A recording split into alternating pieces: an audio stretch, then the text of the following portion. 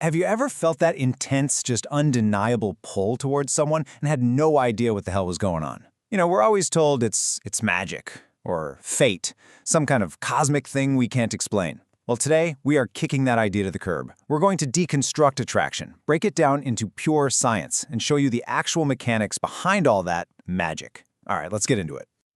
Yeah, you heard that right. We are not pulling any punches here.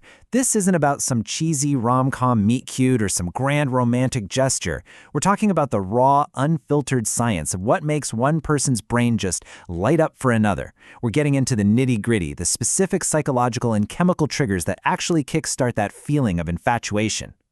So here's the core question. Is that initial spark really magic, or is it just mechanics? Well, the sources we're looking at today argue pretty strongly that it's a predictable physiological process. Think of it like a chain of chemical reactions that can be understood and maybe even triggered. And that is the million-dollar question, isn't it? If it's not fate, then what is it? What's the specific thing that sets this entire powerful chain reaction in motion? Turns out, the answer is a chemical. A very, very powerful one.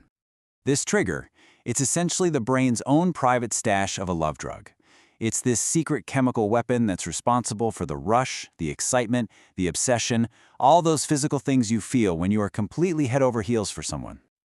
So, the chemical is called phenylethylamine, or just PEA for short. Now look at that definition closely. It's a chemical cousin of amphetamines. And that's not some exaggeration. The kick it gives you is chemically similar to a speed rush. It's a natural high manufactured right inside your own body.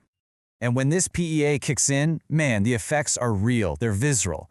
Your heart starts pounding, your hands get all sweaty, your stomach feels like it's doing flips. And, as our source so bluntly puts it, it can literally make you want to rip your quarry's clothes off at the first available opportunity. See, that's not poetry. It's a biological command. But, and this is a big but, here's the catch. That high, it doesn't last forever. This intense PEA-fueled phase, it has an expiration date. On average, you're looking at about 1.5 to 3 years. So think of it less like the engine of a relationship and more like the starter motor. It's just there to get things going. So this is the most crucial point of all. You can't just, carry around a syringe full of PEA and inject someone with it. It doesn't work that way. The entire game, the whole science we're talking about today, is learning how to trigger the natural release of this chemical in someone else's brain. So that leads to a pretty obvious question, right? Why does your brain decide to release this potent chemical cocktail for one specific person, but not for the 99 other people you met that week? Well, the answer is buried deep in your subconscious, in a thing called a love map. Right, so the term love map was coined by sexologist Dr. John Money. And what it is basically your own personal, subconscious blueprint for an ideal partner. This isn't some conscious checklist you have of must-haves. No, it's a collection of traits and triggers that, as the slide says, got axed into our brains when we were kids. And this is when that carving actually happens. There's this critical window for imprinting, mostly between the ages of 5 and 8. And during this time, your interactions with family, friends, even just random strangers, they create these incredibly deep associations, carvings of pleasure or pain, that stick with you for the rest of your life. It's like those famous experiments with ducklings that would imprint on the first thing they saw. It's a similar idea. What we experience in that window, we subconsciously follow. And these imprints, these triggers, they can be both positive and negative. A positive trigger might be something like the smell of a perfume your mom used to wear, or a particular grin that reminds you of your dad. But a negative one could be the perfume worn by some cruel aunt, which makes you instantly turned off by anyone who wears it. The point is, these triggers are super specific and incredibly personal. Okay, so we know the target now. It's the love map. And we know what the prize is. It's a massive PEA dump in your quarry's brain. So how do you actually hit that bullseye? This is the playbook. And the strategy, in theory, is actually remarkably simple. It's a 2-step playbook. Step 1 is reconnaissance. You have to become a detective, observing, listening for clues about what their specific love map triggers might be. And step 2, application. That's when you strategically introduce a stimulus that you think is going to hit one of those deep-seated triggers. And if you think this sounds a little out there, here's a perfect real-world example.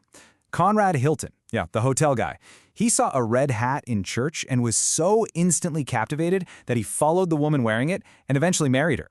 The hat itself wasn't magic, but for him, it was almost certainly a powerful trigger connected to some positive memory from his childhood imprinting window.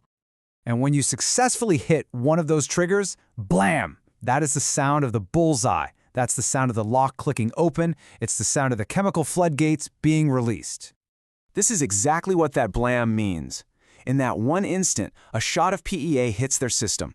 It literally blasts their brain, as it says here, blinding them to reason. And right there, the process of falling in love begins. It's not a slow burn, it's a chemical explosion. So, you've triggered the blam. The PE is flowing. Mission accomplished, right? Well, not exactly. Remember what we said? That chemical kick is temporary. It's just the start. The real question is, what happens when that initial blinding high starts to wear off? Let's go back to that car analogy. The PEA rush is the starter motor. It gives you that necessary jolt to get the engine going.